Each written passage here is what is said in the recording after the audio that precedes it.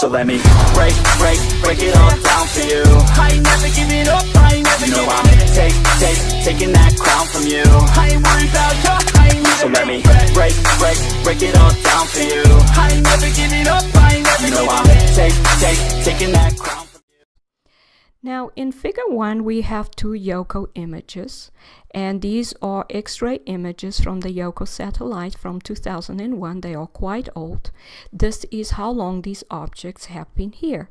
And what we see here is this object starting to eclipse the sun, and here it has eclipsed the sun completely. The images are only 8 minutes apart. And as we can see, that this object is very bright, so it's obviously emitting X-rays in the first image. It has the similar pattern on it that we see on the sun's surface and on part of the sun's corona, which obviously emits X-rays. So this object is also emitting X-rays.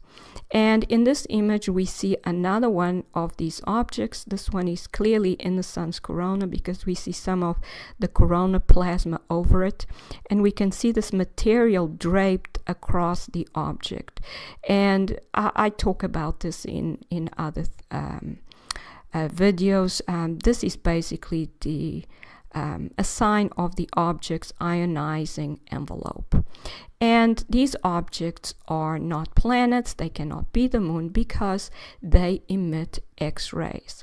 Now this one is especially interesting because we can see actually structure on the surface of the object that is emitting X-rays.